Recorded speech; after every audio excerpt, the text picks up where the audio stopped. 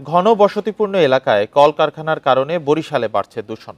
শব্দ ও বায়ু দূষণে অতিষ্ঠ স্থানীয়দের দাবি, বারবার পরিবেশ অধিদপ্তরে অভিযোগ জানিয়েও ফল মিলছে না। স্থানান্তরের ছাড়পত্র নিয়েও নানা অজুহাতে উৎপাদন অব্যাহত রেখেছে অনেক প্রতিষ্ঠান। পরিবেশ অধিদপ্তরের দাবি, কারখানা সরানো পর্যন্ত দূষণমুক্ত উৎপাদন নিশ্চিতে নজরদারি চলছে। কয়েক যুগ আগে কারখানা প্রতিষ্ঠা করার সময় এসব এলাকা ছিল বিরানভূমি। তবে সময়ের সাথে সাথে লোকসংখ্যা বাড়তে থাকায় কারখানাগুলোর অবস্থান এখন ঘনবসতির মধ্যে। মাত্র ৬৮ বর্গ কিলোমিটার আয়তনের বরিশাল মহানগরীতে ১৫০'র মতো কারখানা রয়েছে। এর মধ্যে ৯টি বড় ওষুধ কারখানা। কারখানার বিকট শব্দ আর কালো ধোঁয়ায় বিপর্যস্ত জনজীবন। এর মধ্যে Mathuranath road, college Avenue, Bogura road, Sonargaon, ঈশ্বর বসু রোড সহ অন্তত ২৮ এলাকার মানুষ চরম ভোগান্তিতে।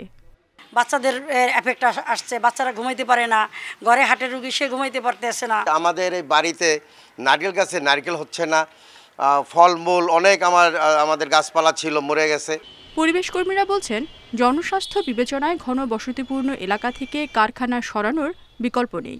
এবং পরিবেশ অধিদপ্তর বলছে যে তারা আজকে যাবে, কালকে যাবে, কিন্তু তারা ছাড়পত্র দিচ্ছে না। কিন্তু তাদের কথা অনুযায়ী এখন আমরা দেখতে পাচ্ছি যে বরিশাল সেই কারখানাগুলো সেই মহলতবিয়তে সেভাবেই রয়েছে। কারখানা না সরানোর জন্য নানা অজুহাত দিচ্ছেন মালিকরা। পরিবেশ অধিদপ্তরের দাবি, কারখানা সরাতে নোটিশ দেওয়া ছাড়াও দূষণমুক্ত উৎপাদন নিশ্চিতে নজরদারি চলছে। ইতিমধ্যে দেশের একমাত্র স্যালাইন কোম্পানি অপসনিনকে আমরা চিঠি দিয়েছি এবং সেটি এখান থেকে লোকালয় থেকে স্থানান্তরের জন্য অন্য জায়গায় অবস্থানগত ছাড়পত্র নিয়েছে এবং 75% কাজ তাদের অলরেডি হয়ে গেছে। আর বাকি যেগুলি আছে সেগুলিকে আমরা মনিটরিংয়ের মধ্যে রাখছি, তারা যেন এখান থেকে একটু পরিবেশসম্মত জায়গায় স্থানান্তর হতে পারে।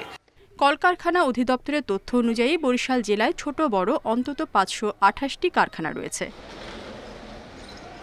Independent news.